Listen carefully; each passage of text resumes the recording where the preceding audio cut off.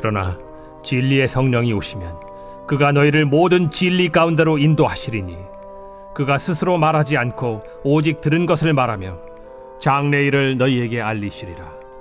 그가 내 영광을 나타내리니 내 것을 가지고 너희에게 알리시겠습니다. 할렐루야. 오늘 하나님께서 우리 요한복음 16장 우리 13절 그리고 14절의 말씀을 중심으로 왜 성령님의 인도하심을 받아야 하는가, 이런 제목의 말씀을 여러분과 함께 나누기를 원합니다. 오늘 말씀의 주제는 성령님의 인도하심에 관한 것입니다. 자, 오늘 본문 말씀에 예수님께서 말씀하셨는데요, 진리의 성령이 오시면 그가 너희를 모든 진리 가운데로 인도하시리니, 이렇게 말씀하셨습니다. 성령님께서 우리 가운데 하시는 일들이 참 많죠. 그러나 그 중에서도 굉장히 대표적으로 아주 중요하게 하시는 그런 사역이 바로 우리를 인도해 주시는 일인 줄로 믿습니다. 우리가 그리스도인으로서 성령님의 인도하심을 받아야 된다, 여러분 가운데 이것을 반대하는 분은 아마 한 분도 없을 거예요. 그런데 우리가 왜 성령님의 인도하심을 받아야 되는가? 그 이유가 무엇인가? 그것을 우리가 말하려 한다면 선뜻 그 이유를 아마 떠올리지 못하실 수도 있습니다. 그래서 오늘 말씀을 통해 그 이유를 우리가 함께 나눴으면 좋겠고요. 그리고 성령의 인도하심을 저와 여러분들이 더욱 사모하게 되는 그런 은혜가 우리에게 임하기를 간절히 소원합니다. 여러분, 성령님의 인도하심, 우리가 왜 성령님의 인도하심을 받아야 되는가? 첫 번째 이유는 우리가 올바른 방향으로 나아갈 수 있기 때문에 그렇습니다. 여러분, 창세기 24장에 보면요, 어느 이야기가 나오는데 한 신부를 데리고 오는 이야기가 나옵니다. 바로 이삭의 아내 리브가를 데리고 오는 그런 내용이에요. 이 이야기 속에는 아주 놀라운 상징이 숨겨져 있습니다. 이 이야기에서 아브라함은 누구를 상징하느냐? 성부 하나님을 상징합니다. 그리고 이삭은 누구를 상징하느냐? 성자 예수님을 상징합니다. 그리고 선택받은 신부 리브가죠. 이 리브가는 누구를 상징하느냐? 교회, 바로 구원받은 저와 여러분들을 상징합니다. 자, 근데요, 제가 말씀드리고 싶은 건 이 이야기 속에서요, 아주 결정적인 역할을 하지만 이름이 나오지 않는 한 종이 나옵니다. 바로 이 이름 없는 종이 누구를 상징하느냐? 성령님을 상징하고 있습니다. 여러분, 아브라함 이름이 나오죠. 그 아들 이삭 이름이 나오죠. 근데 이 종, 이름 없는 종, 그의 이름은 성경에 등장하고 있지가 않아요. 자, 왜냐? 성령님은 어떠한 성품, 어떠한 특성을 보여주시느냐? 성령님은요, 그 초점을 오직 아버지와 그 아들 예수님께로 초점 맞추시기를 원하시는 분입니다. 자신의 영광이 아니라 성부 하나님 그리고 성자 예수님께 영광이 돌려지기를 원하시고 또 그에 따라 사역을 하시고 일을 하시는 분이 바로 성령님이시죠. 그래서요, 이 창세기 24장에 나오는 이 이름 없는 종이 이삭의 아내가 될 이 리브가를 데리고 오는 그 모습을 통해 우리는 성령님이 어떤 분이신가, 이것을 우리가 알 수가 있습니다. 이 창세기 24장 이야기를 조금 더 한번 들어가 보면 이 종이 이제 명을 받습니다. 아브라함이 이제 불러요. 이제 이삭의 아내가 될 사람을 이제 데리고 오라, 이렇게 명령합니다. 그래서 이 종이 준비를 합니다. 많은 양, 엄청난 양의 선물을 이 낙타 10마리에 다 싣고 이 이삭의 신부를 찾으러서 이제 출발합니다. 이제 어느 곳에 가라고 이 아브라함이 이제 명령했는데 바로 그 마을을 향해서 가게 되죠. 자, 근데 거기 도착하기 전에 이 종이 기도를 합니다. 하나님께서 나를 순적하게 인도해 주셔서 이 이삭의 아내 리브가를 잘 만나게 해주세요. 한 우물에 도착을 해서 나에게 좀 물을 좀 주십시오 라고 이렇게 할 때 그 물을 나에게 주는 그 처녀를 나의 이 주인의 아들인 이 이삭의 아내가 될 사람으로 제가 생각하고 그러고 이제 데리고 오겠습니다, 이렇게 미리 기도를 합니다. 이제 저녁이 되어서 이제 마을에 도착을 했어요. 이제 우물에 도착을 했습니다. 이제 여러 처녀들이 물을 길러 나오는 그런 때가 됐는데 그 가운데 이 리브가라는 이 처녀가 물동이를 이고 이제 우물로 나오는 거예요. 자, 그 이제 여인을 향하여서 나에게 물을 좀 주십시오라고 얘기를 했더니 그 물동이를 내려서 뭐라고 얘기를 하느냐? 네, 드릴게요. 그리고 당신에게만 드릴 뿐만 아니라 데려오는 그 모든 낙타 10마리에게도 다 물을 드리겠습니다. 이렇게 이제 얘기를 합니다. 사실 종이 그렇게 반응하는 그런 처녀를 이제 이삭의 아내로 점찍겠다고 미리 기도를 한 상황이에요. 딱 그런 사람을 만났죠. 여러분 생각을 해보세요. 여러분 그냥 이렇게 목마르다고 물 한 컵 이렇게 그냥 떠다 주는 그런 수준이 아닙니다. 여러분 낙타 저는 사실 직접 본 적은 없지만 물을 굉장히 많이 먹는답니다. 한 마리 데리고 왔나요? 10마리를 데리고 왔습니다. 그러면 이 우물에서 물을 기를 때 얼마나 길러야 돼요? 그냥 한 번, 두 번으로 그게 될까요? 아니요. 그냥 이 낙타의 주인에게만 그냥 물을 주고 사실 갈 수도 있어요. 그러나 그뿐만 아니라 그것을 더 넘어서 이 10마리에게도 이 물을 다 주겠습니다라고 얘기하는 그 리브가의 그 심성과 그 마음의 모양이 어떤지 사실 짐작을 해볼 수 있다라는 것이죠. 어쨌든 이 리브가가 이 종과 이렇게 만나게 됩니다. 그리고 이 처녀가 이삭의 신부이구나 확신을 하게 되죠. 그리고 이 종이 이 자기가 가져온 이 선물을 바로 이 리브가에게 이렇게 줍니다. 여기에 영적인 의미가 담겨 있습니다. 여러분 이 선물을 받아들인다는 것은 어떤 의미냐면 신부가 되겠다 그런 의미이거든요. 여러분 하나님의 선물 성령을 거절하게 되면 예수 그리스도의 신부가 될 수가 없습니다. 그러나 하나님께서 주시는 그 선물인 성령을 받아들이게 될 때 비로소 예수님의 신부가 되게 되는 것이죠. 그래서 이 리브가가 이삭의 신부가 되기로 하고 그래서 그녀와 그녀의 모든 가족들이 이 아브라함의 종이 가져온 그 모든 선물을 다 받고 누리게 됩니다. 사도행전 2장 38절 말씀에 베드로가 이르되 너희가 회개하여 각각 예수 그리스도의 이름으로 침례를 받고 죄사함을 받으라. 그리하면 뭘 받는다고요? 성령의 선물을 받으리니. 우리가 죄사함을 받고 우리가 침례를 받고 우리가 구원을 받게 되면 무엇을 받는 성령의 선물을 받게 된다라는 거예요. 바로 그것을 상징적으로 보여주는 것이죠. 그래서 이 종하고요 이 리브가하고 이제 어디로 출발합니까? 아브라함과 이삭에게로 출발합니다. 자, 근데 여러분 이 리브가에게 지도가 있나요? 아니요, 없습니다. 대신 누가 있습니까? 아브라함과 그 아들 이삭에게로 인도해 줄 수 있는 바로 이 종이 함께 있는 것이죠. 비록 한 번도 가보지 못한 곳이지만 그리고 시아버지의 그 아브라함의 얼굴, 심지어는 자기 남편이 될 이삭의 얼굴을 본 적이 없지만 그러나 그들이 어떻게 생겼는지 그리고 어디에서 살고 있는지 정확히 알고 있는 바로 그 이름 없는 종. 이 종이 인도하는 대로만 가면 어디로 도착합니까?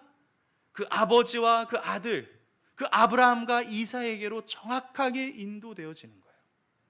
자, 이것은 무엇을 뜻하느냐? 마찬가지로 선택받은 예수 그리스도의 신부가 된 저와 여러분들, 우리는 실제로 하나님을 대면하여 본 적도 없고 우리가 예수님의 얼굴을 대면하여 본 적도 없지만 성경이 말씀하시기를 그런 날이 분명히 온다고 말씀하셨습니다. 근데 바로 거기까지 정말 그 하나님 그리고 그 아들 예수 그리스도 그의 얼굴을 뵙는 바로 그날 그리고 그 장소에 우리는 가는 길을 몰라요. 그러나 누가 알아요? 성령 하나님이 아셔요. 우리가 일평생 예수 그리스도를 믿고 오직 성령의 인도하심을 받게 되면 그러한 삶을 살게 되면 우리는 마침내 그리고 반드시 하나님과 그 아들 예수 그리스도의 영광으로 인도되어질 줄로 믿습니다. 아브라함이 리브가를 데려오기 위해서 이 이름 없는 종을 보낸 것처럼 마찬가지로 하나님께서도 우리에게 그와 같이 성령을 보내주신 것입니다.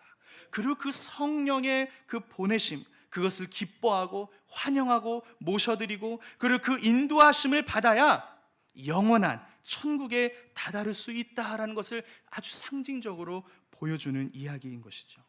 그럼 여러분, 이것이 얼마나 중요한 문제입니까? 성령님의 인도하심을 받는다? 이거는 우리의 신앙생활의 선택이 아닙니다. 이거는 이거는 가장 중요한 일입니다. 왜냐하면 결국에는 궁극적으로 하나님과 그 아들 예수 그리스도께로 내 인생, 내 영혼이, 내 삶이 바로 내가 인도되어질 수 있다. 가장 강력한 근거가 되기 때문에 그렇습니다. 만약에 우리의 삶 가운데 성령님이 인도하심을 받는 일이 없다, 경험해 본 적도 없다, 그것이 뭔지도 모른다, 그럼 여러분 진짜 걱정하셔야 돼요. 그러나 반대로 내 인생에 성령의 인도하심이 뭔지 알고 이것을 경험했고 그리고 지금도 누리고 있고 앞으로도 그것을 계속 누리기를 원하신다면 여러분 정말 확신 가운데 거하실 수 있어요. 여러분의 영혼은 반드시 하나님과 그 아들 예수 그리스도께로 이어지게 되고 반드시 인도함을 받을 수 있게 되는 것입니다. 그래서 여러분, 우리가 교회 출석만으로 만족을 할 수가 없어요. 우리가 단지 주일 성수만으로 만족할 수가 없는 이유가 거기에 있는 거예요. 봉사와 헌신 중요하죠. 그러나 그것만으로는 만족할 수가 없어요.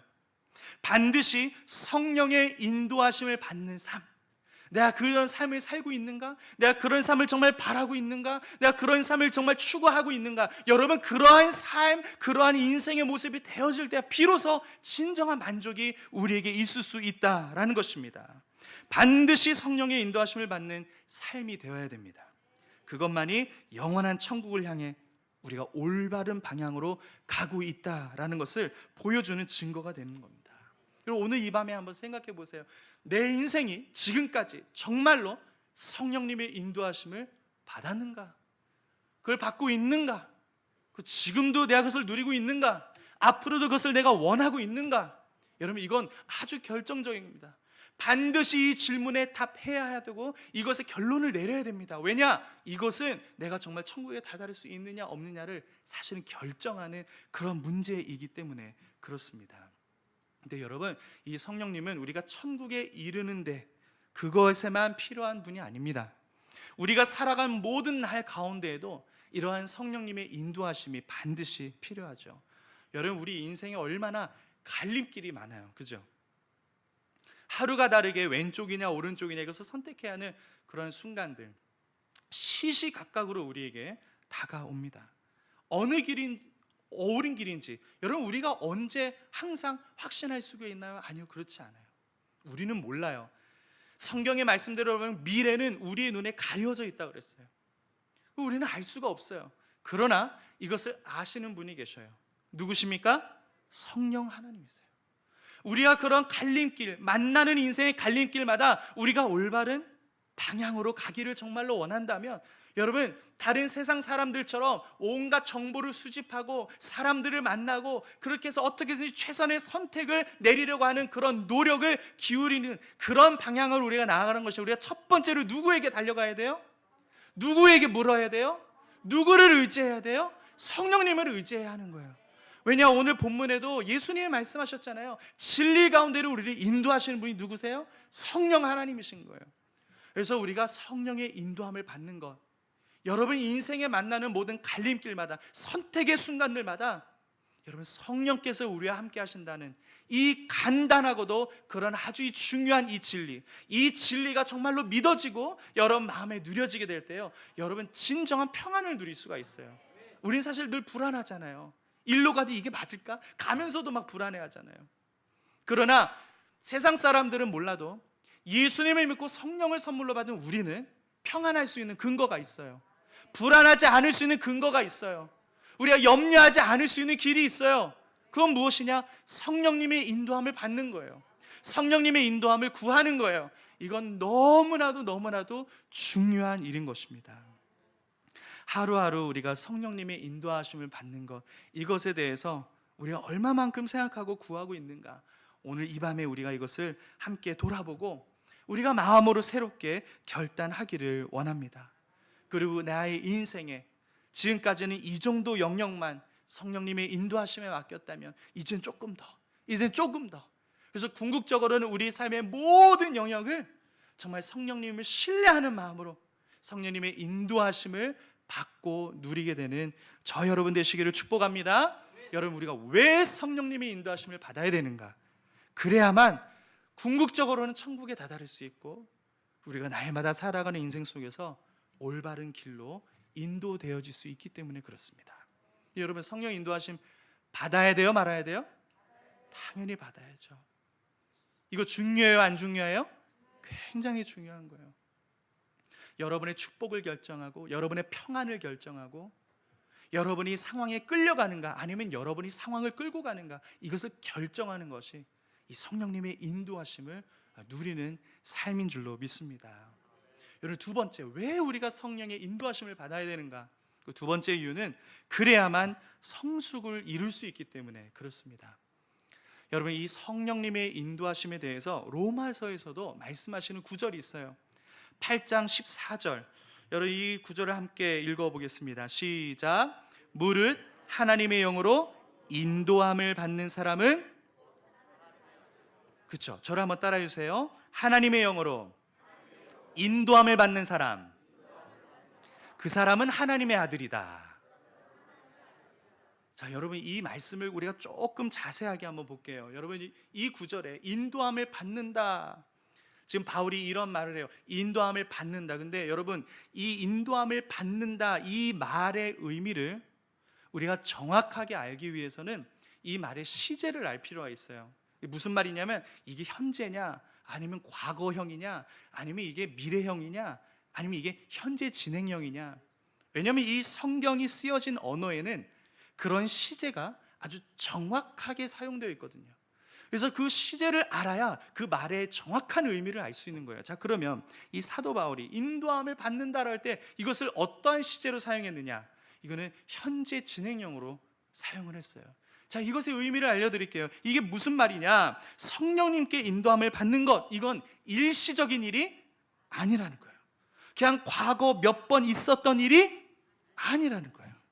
하나님의 자녀가 성령님의 인도함을 받는 일은 어떤 일이냐? 규칙적이고 지속적이고 계속적인 일이라는 거예요. 할렐루야. 우리가 성령의 인도함을 받는 사람, 제가 아까 풀어드렸죠? 지속적으로, 규칙적으로, 그리고 계속적으로 인도함을 받는 사람은 누구라고요? 하나님의 아들이다. 자, 이번에는 하나님의 아들이라는 말의 의미를 알아야 돼요.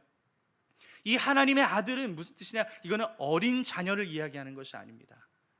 여기서 바울이 사용한 하나님의 아들은 성숙한 자녀를 얘기하는 거예요. 성숙한 자녀. 그러니 무슨 뜻이 됩니까? 성령님의 인도함을, 잘 보세요, 지속적으로, 규칙적으로, 계속적으로 받게 되면 성숙한 하나님의 자녀가 된다는 거예요. 바꿔서 얘기해서 내가 정말 하나님의 성숙한 자녀가 되길 원하는가? 내가 그리스도인으로서 성장하기를 원하는가? 성숙하기를 원하는가? 그럼 뭐가 필수예요? 하나님의 영, 성령으로 인도함을 받는 거. 이거를 받을 줄 알아요. 그리고 지속적으로, 규칙적으로, 계속적으로 이걸 경험해야, 그래야 진짜 성숙할 수가 있다는 거예요. 만약에 이것이 그냥 과거의 어느 때 그런 경험을 했다가 아주 오랫동안 성령의 인도하심을 받지 못했다, 그러면 그 성수 다시 처음부터 시작해야 되는 거예요. 왜냐하면 그 감을 잃어버리니까, 그게 뭔지도 모르니까. 그래서 끊임없이 지속적으로 성령의 인도하심을 누리는 건 너무나도 중요한 문제인데, 왜냐하면 그래야 성숙을 이룰 수 있기 때문에 그런 것입니다. 여러분, 거듭난 것은 분명한데 영적으로 아직 어린 아이의 수준에 머무른 그러한 성도님들이 교회에 사실은 보일 때가 있습니다. 아주 오래전에 구원을 받았어요. 거듭난 건 확실해요. 근데 그 영적인 수준이 아직 어린아이예요. 자, 왜 그럴까? 오늘 이 로마서 8장 14절이 알려주고 있는 거예요. 가장 중심적인 이유는 하나님의 영, 성령의 인도함을 지속적으로, 규칙적으로, 계속적으로 이것을 누리지 못했기 때문에 그래요. 그래서 성령님의 인도하심을 받는 삶, 그리고 또 지속적으로, 규칙적으로, 계속적으로 받는 건 아주 중요한 일이에요. 최근에 제가 빌 캠벨, 실리콘밸리의 위대한 코치, 이런 세 책이 나왔어요. 제가 원래 막 책을 잘 열심히 사서 보는 그런 유의 사람은 아닙니다. 근데 최근에 어떻게 하다 그것을 사게 됐어요. 그래서 이제 읽어봤는데, 이 빌 캠벨이 어떤 사람이냐면 실리콘밸리의 숨겨진 멘토래요. 자, 어떤 얘기까지 하느냐? 이분이 없었다면 지금의 애플, 지금의 구글, 지금의 유튜브 이런 거는 없었다. 이 정도면은 엄청난 사람 아니에요? 엄청난 영향력을 가진 사람이죠. 스티브 잡스가요, 매주 일요일에 이분과 산책을 했대요. 그냥 친해서가 아니에요. 배우기 위해서. 네로라 하는 그런 유명 CEO들을 다 코칭하신 분이 바로 이 빌 캠벨이에요. 근데 정작 잘 알려지지 않았어요. 그 이유는 무엇이냐?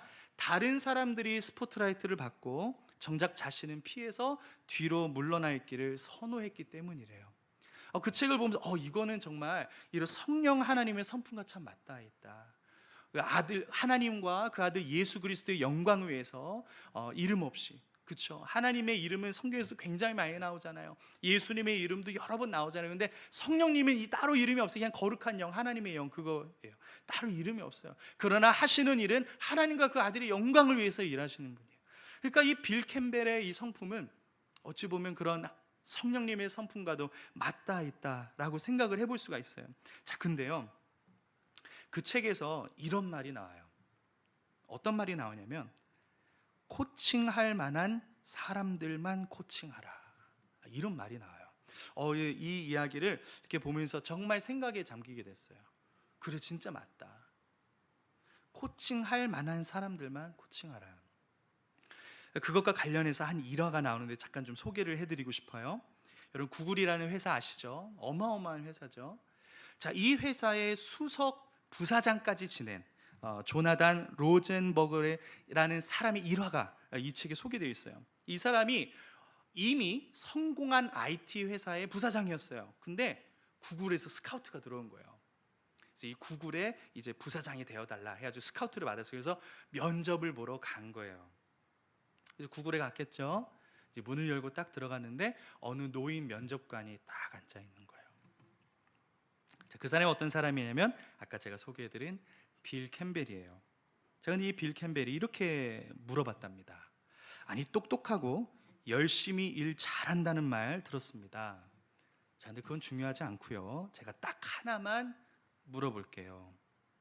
당신은 코칭을 받을 준비가 되어 있나요? 이렇게 물어봤대요, 빌 캠벨이. 이 조나단 이 로젠버거는 사실 이미 IT 회사에서 성공해가지고 이름을 명성을 날린 사람입니다. 그렇게 빌 캠벨이 사실은 아직 어떤 사람인지 모른 채 바로 즉시 이렇게 대답을 했대요. 그건 코치가 누군가에 따라 다르겠죠, 이렇게 얘기했대요. 빌 캠벨이 어떻게 했을까요? 그럼 가르치기가 힘들겠네요. 그 자리에서 바로 일어나더래요. 야, 이 면접 끝났구나. 근데 그때 성강처럼 어느 기억이 딱 떠올랐어요. 어떤 기억이냐? 이 구글의 회장의 이 슈미트 회장이 항상 코칭을 받는 어떤 노인이 있다라는 기억이 그때 딱 떠오른 거예요. 아, 이분이 바로 그 빌 캠벨이구나. 이런 생각이 딱 들어서 즉시 자신만만했던 태도를 바꾸고 자기가 방금 말했던 거 취소하고 계속 대화하고 싶습니다, 이렇게 간청을 했대요. 그래서 다시 대화를 이어나가게 됐어요. 또 이렇게 질문을 하더랍니다. 그럼 당신은 코치에게 무엇을 배우고 싶습니까? 그런 질문을 딱 받자 이 조나단이 어느 유명한 미식축구 감독의 했던 그 말이 떠올라서 그것을 인용하면서 이렇게 얘기를 했대요. 듣기 싫어하는 말을 해주고 보기 싫어하는 것을 보여주는 그런 코치, 저는 그런 코치를 원하고 배우고 싶습니다. 자, 면접에서 합격을 했을까요, 안 했을까요? 합격을 했죠. 사실 이 사람의 지식과 이 사람의 능력은 검증이 되어 있었어요. 근데 중요한 건 이거예요. 코칭을 받을 준비가 되어 있는지 없는지. 왜냐면 이미 성공했고 이미 능력이 있어요. 갖출 지식 다 갖췄어요. 근데 바로 거기서 또 한 단계 성장하고 또 한 단계 발전하고 또 한 단계 성숙하려면 무엇이 필요하겠는가? 빌 캠벨이 볼 때는 코칭을 받을 만한 마음의 자세가 필요했던 거예요. 그것이 과연 있는지 없는지를 보기 위해서 그날 면접을 했던 것이죠. 로마서 8장 14절 다시 한번 읽어볼까요? 시작. 무릇 하나님의 영으로 인도함을 받는 사람은 곧 하나님의 아들이라. 여러분, 코칭을 받을 마음의 준비가 된 사람에게만 효과가 있는 거예요. 마찬가지로 성령님의 인도함도 그 성령의 인도함을 받을 마음의 준비가 된 사람에게만 효과가 있는 거예요. 자신의 약점을 하나님 앞에서 인정할 수 있는 그런 솔직함, 내가 완벽하지 않다라는 것을 하나님 앞에 있는 모습 그대로 인정할 줄 아는 겸손함, 이것이 하나님 앞에서 갖춰졌을 때야 비로소 성령의 인도함을 받을 수 있는 것입니다. 그래야만 하나님의 성숙한 자녀가 될 수 있는 거예요. 여러분, 갈라디아서 5장에 보면 우리가 잘 아는 성령의 9가지 뭐가 나오죠? 열매가 나옵니다. 근데 여러분, 여러분 한순간에 맺히나요? 절대 그렇지 않아요. 여러분, 열매 안에는 무엇이 들어있습니까? 성숙의 과정이 들어있는 거예요. 거기에 시간이 들어져 있고요, 거기에 노력이 들어있고, 인내, 기다림, 그 안에 다 들어있는 거예요. 그래야 열매가 나오는 거예요. 성령의 열매, 성숙이 없이는 이루어질 수가 없는 거예요. 성령의 인도함을 받을 줄 아는 그러한 사람만이 하나님의 성숙한 아들, 그래서 비로소 성령의 열매를 맺을 수 있는 사람이 될 수 있는 것이죠. 이것을 위해서는요, 지속적인 성령의 인도함을 필요로 하는 거예요. 어느 순간 조금 이제 물을 좀 빨아들이고 한동안 물을 안 먹으면 어떻게 되겠어요? 열매가 시들어지겠죠. 막 햇빛을 잘 이렇게 때를 따라 잘 밟고 있다가 아주 오랫동안 햇빛을 보지 못해요. 그럼 그 열매가 어떻게 되겠어요? 지속적으로 그 열매가 나타날 때까지 계속적으로 무언가 공급이 돼야 되고, 훈련이 돼야 되고, 어려움을 거쳐야 되고, 막 그런 거예요. 여러분, 나 하나님의 아들이지, 여러분 이렇게 쉽게 생각하시면 안 돼요. 왜냐하면 로마서 8장 14절 말씀처럼 하나님의 성숙한 아들이 되기 위해서는 뭐가 필요하다고요? 성령 하나님의 인도하심이 필요한 거예요. 그 인도함을 받는 자만이 그렇게 누릴 수 있는 것이죠. 저에게 7살짜리 딸이 있어요. 나이는 어려도요, 나름 얘가 성숙의 기준을 갖고 있어요. 성숙이 뭔가, 이거를 나름 자기만의 그 해석의 틀이 있다, 이 얘기입니다. 자, 그 기준이 무엇이냐? 김치를 먹을 수 있느냐 없느냐예요. 김치를 먹을 수 있으면 언니라고 부를 수 있는 거고, 김치를 먹지 못하면 이거는 아직 7살이어도 이거는 동생이다, 이 얘기예요. 이 어린 아이에도요, 성숙함이라는 어떤 그걸 알고 있어요.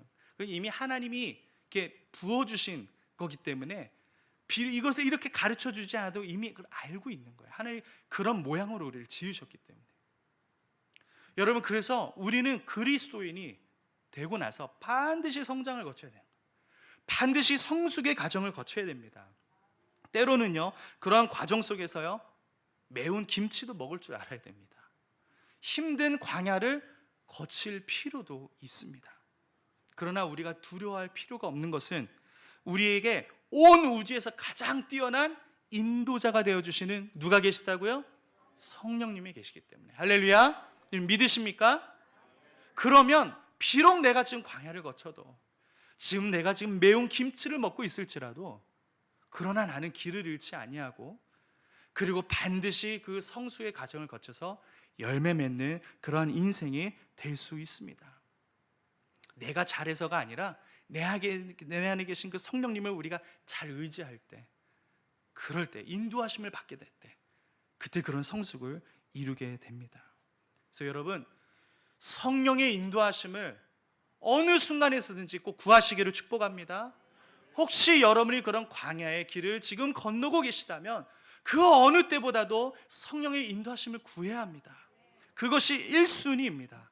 그렇게 되면 광야라는 장소는 슬픔과 실패의 장소가 아니라 오히려 성숙과 발전의 장소로 뒤바뀌게 되는 거예요. 그러한 역사가 있으시기를 주님의 이름으로 축복합니다. 그러면 우리가 왜 성령의 인도하심을 받아야 되느냐? 이유를 얘기하려 한다면 두 번째, 우리는 뭘 말할 수 있느냐? 그래야 성숙을 이룰 수 있기 때문에 그렇습니다. 여러분, 우리 은혜교회에 오시는 모든 성도님들은 이러한 성숙이 있기를 축복합니다. 하나님의 영 성령의 인도함을 받을 줄 아는 성도님들이 되시기를 축복합니다. 그런 얘기를 할 때, 나 그거 뭔지 알아. 그 어떤 느낌인지 알아. 이렇게 자신 있게 얘기할 수 있는, 그리고 그 무엇보다도 내 인생이 그러한 성령 하나님의 인도하심을 받고 있다는 이유로 정말 기뻐할 줄 아는 그런 우리 성도님들이 되시기를 주님의 이름으로 축복합니다. 마지막으로요, 우리가 왜 성령님의 인도하심을 받아야 되느냐? 그래야 우리가 하나님의 영광을 가로채지 않기 때문에 그렇습니다. 자, 여러분 갈라디아서 5장 18절에도요 이 성령의 인도하심에 대해서 말씀합니다. 여러분 성령의 인도하심 꽤 여러 군데서 다 나오고 있죠. 우리 갈라디아서 5장 18절에 함께 읽어볼까요? 시작. 너희가 만일 성령의 인도하시는 바가 되면 율법 아래에 있지 아니라. 저를 한번 따라해주세요. 성령의 인도하시는 바가 되면 율법 아래에 있지 아니하리라. 성령의 인도하시는 바가 되면 율법 아래에 있지 아니하리라. 여러분 이 말씀을 잠시 생각에 잘 한번 머금고 계세요.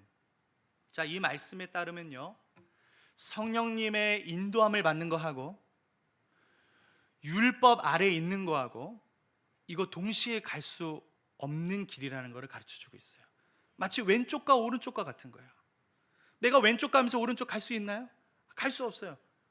우리가 성령의 인도함을 받는 거하고 우리가 율법 아래에 있는 거하고 이거는 동시에 갈 수 있는 길, 둘 중에 하나, 오직 한 길만 갈 수 있는 거예요. 제가 차가 아직 없었던 신학생 시절에 제가 1호선을 제일 많이 탔어요.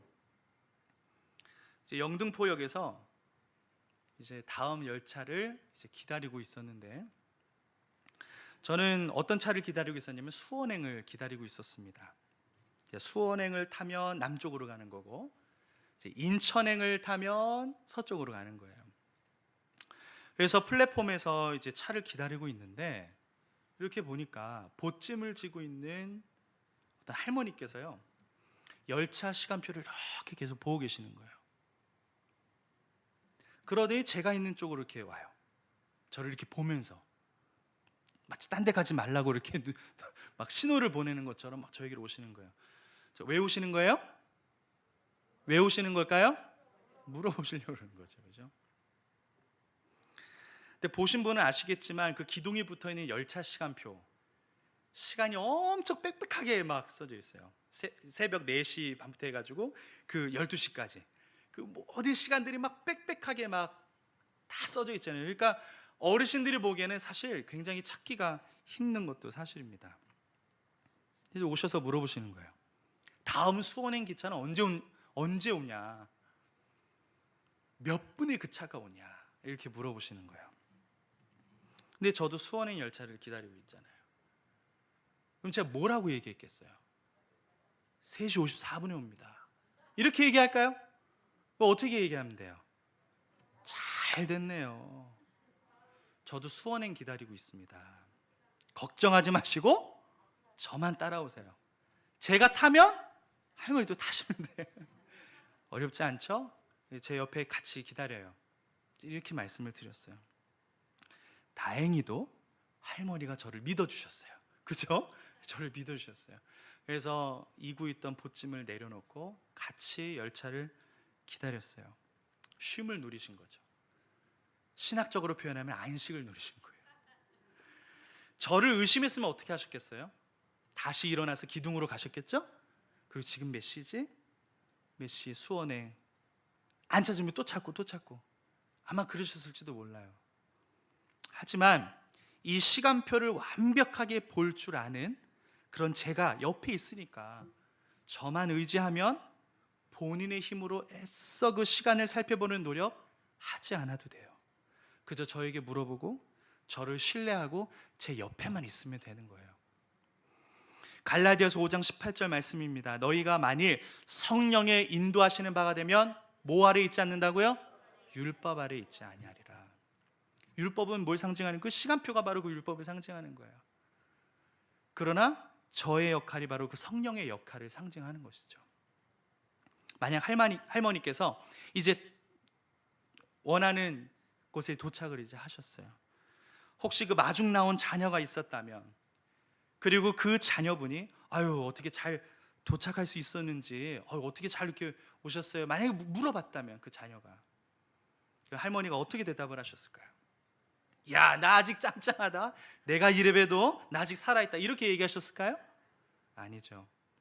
아니면은 영등포역에서 아주 날씬하고 잘생긴 청년 하나를 만났는데 진짜 날씬했었어요 그때는. 근데 그 청년이랑 같이 타서 같이 올 수 있어서 그래서 내가 잘 타고 왔단다 이렇게 말씀하지 않으셨겠어요? 자, 제가 무슨 말씀을 드리고자 하냐면 우리가 성령의 인도하심을 잘 받아야 하나님의 영광을 가로채지 않는 거예요. 성령님의 인도하심을 누리면서 이 세상을 살아야 우리가 마지막에 천국 문에 이뤘을 때, 마지막에 우리가 하나님을 만났을 때, 마지막에 우리가 예수님을 만났을 때 내가 잘해서가 아니라 나를 완벽하게 인도해 주신 그 보내주신 성령님 덕분에 여기까지 왔습니다. 그러고서 하나님이 마땅히 받으셔야 할 영광을 하나님께 돌리고 찬양했을 거예요. 우리가 왜 성령님의 인도하심을 받아야 되느냐? 이거 정말 중요한 거예요. 하나님의 영광을 가로채지 않기 위해서예요. 이사야서 42장 8절 말씀입니다. 나는 야훼이니 이는 내 이름이라. 그럼 무슨 말씀하시냐면 나는 내 영광을 다른 자에게, 내 찬송을 우상에게 주지 아니하리라. 여러분, 하나님은 어떤 분이시냐면 영광을 나누시는 분이 아니에요. 자기가 받아야 할 영광을 빼앗기시는 분이 아닙니다. 하나님은 정말 마땅히 모든 영광을 받으시기에 합당하신 분임을 믿습니다.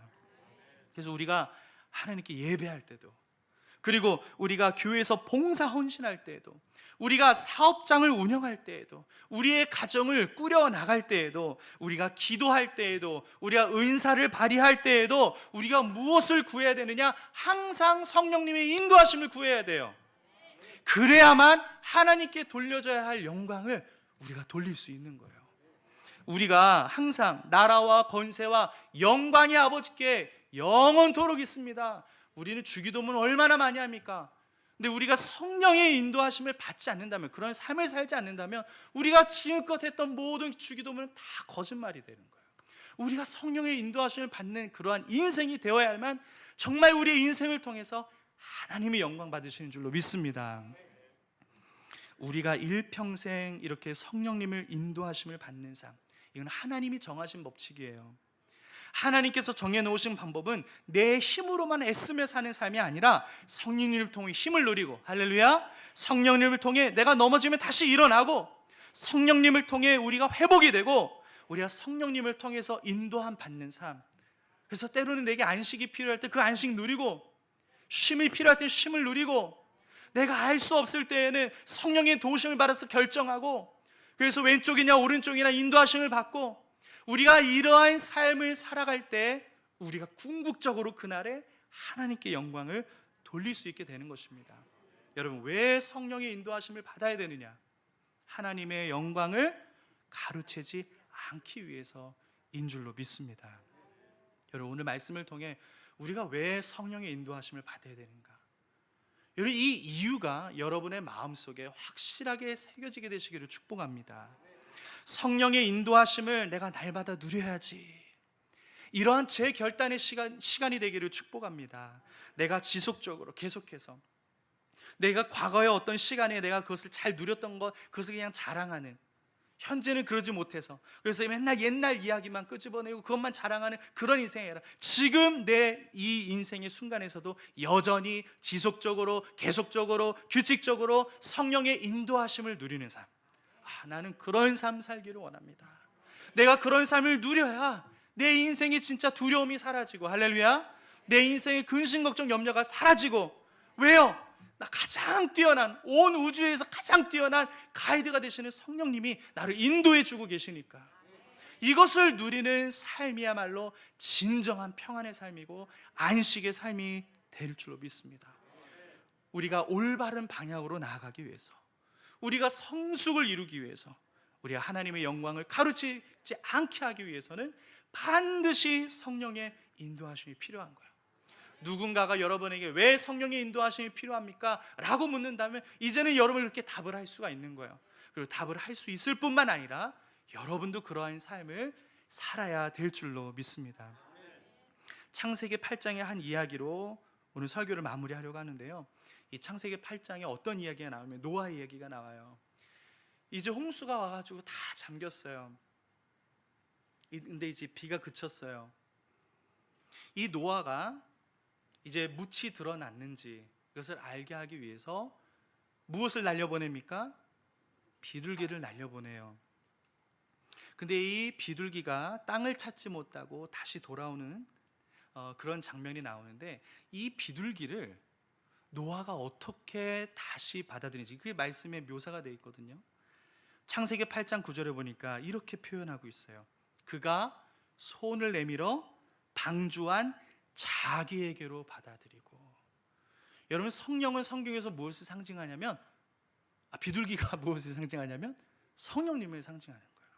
지금 노아가 이 비둘기를 다 내어주고 이 비둘기가 돌아올 때 손을 내밀어 방주 안으로 자기에게로 이렇게 끌어당겼어요. 노아의 이러한 태도, 손을 내밀어서 겸손히 받아들이는 태도, 이것이 우리에게 필요할 줄로 믿습니다. 여러분, 그래서 또 다시 나갔다가 그 비둘기가 돌아왔을 때 그 입에 무엇이 물려 있었나요? 바로 감람나무의 새 잎사귀가 있었어요. 그건 뭘 상징하는 거예요? 이제는 새로운 시대가 왔다. 이제는 새로운 땅이 왔다. 이제는 새로운 꿈을 펼칠 수 있다. 이제는 새로운 시작이다. 이제는 새 출발이다. 그것을 상징하는 게 바로 그 비둘기 잎에 있는 그 감람나무 잎사귀예요. 사랑하는 성도 여러분, 우리가 이렇게 성령님을 내 안에 모실 때, 그렇게 성령님을 내 손을 내밀어서 나에게로 이것을 받아들일 때, 그때 어떤 역사가 일어나느냐? 내 안에 새로운 역사, 새로운 땅, 새로운 기회, 새로운 출발, 새로운 역사, 새 창조의 놀라운 하나님의 역사들이 일어나기 시작하는 줄로 믿습니다. 여러분, 성령의 인도하심, 그래서 우리는 날마다 구해야 됩니다. 이것을 누려야 합니다. 이것을 손을 내밀어서 자기에게로 이렇게 받아들이는 그러한 태도로 성령님 인도하심을 날마다 구하시는 저와 여러분 되시기를 주님의 이름으로 축복합니다. 축복합니다. 하나님의 사랑이 당신의 삶 가운데 가득하기를